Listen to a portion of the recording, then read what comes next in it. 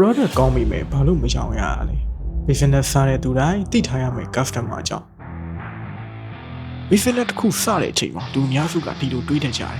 product ကောင်းရင် customer တွေသူ့လိုရောက်လာမှာပေါ့ဒါကြောင့် product ကိုအချိန်ပေးတယ် logo လုပ်တယ် website တည်ဆောက်တယ် Facebook page ဖွင့်တယ်ဒါပေမဲ့လာနေငယ်ကြားတဲ့အထိ customer တယောက်မှမရှိသေးဘူးဒီအချိန်မှာလူအများစုက marketing မကောင်းဘူးလို့ထင်ကြတယ်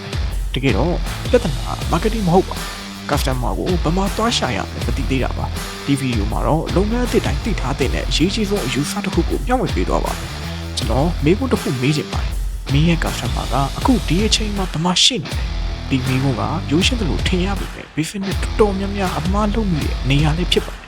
လူများစုကကိုယ်အဆင်ပြေတဲ့ channel ကိုရွေးကြတယ်ဥပမာ email ပို့မယ် Facebook message ပို့မယ် link မှာဆက်သွယ်တယ်ဒီလိုလုပ်နေငါဒီနေ့အလုပ်တော်များများလုပ်လိုက်တာပဲဆိုပြီးတော့ခံစားရတယ်ဒါပေမဲ့ busy ဖြစ်နေတာနဲ့ business ကြီးထွားနေတာကမတူပါဘူးဥပမာငါးဖမ်းတဲ့သူတယောက်ကိုစဉ်းစားကြည့်ပါသူမှာအကောင်းဆုံးငါးများနဲ့ရှိတယ်အစာနဲ့ကောင်းတယ်ဒီကနေ့လည်းမှန်တယ်ဒါပေမဲ့ငါးမရတဲ့နေရာမှာတစ်နေ့လုံးထိုင်ရနေတယ်ငါးရနိုင်ပါ့မလားမရပါဘူးဘာကြောင့်နေရာမနေတာမဟုတ်ပါဘူးနေရာမနေတာပါ business မှာဒီသဘောတရားအတိုင်းပါပဲcustomer ရှာကြည့်ရင်သူတို့ရဲ့နေစဉ်ဘဝကိုအရင်နားလည်ရပါဘူးဥပမာ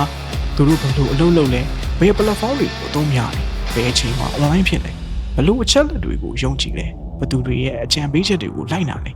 ဒီမေးခွန်းတွေကိုမဖြေနိုင်သေးဘူးဆိုရင် marketing strategy စဖို့စောသေးတယ်ဒီဗီဒီယိုတွေကအရေးကြီးဆုံး message ကတော့ customer ကိုရှိရဲ့နေရာမှာမရှာပါနဲ့ customer ရှိရဲ့နေရာကိုတွားပါဒီအတွေးတစ်ခုပဲပြောင်းလိုက်တာလေ business တစ်ခုရဲ့ sales strategy နဲ့ပြောင်းသွားနိုင်တယ်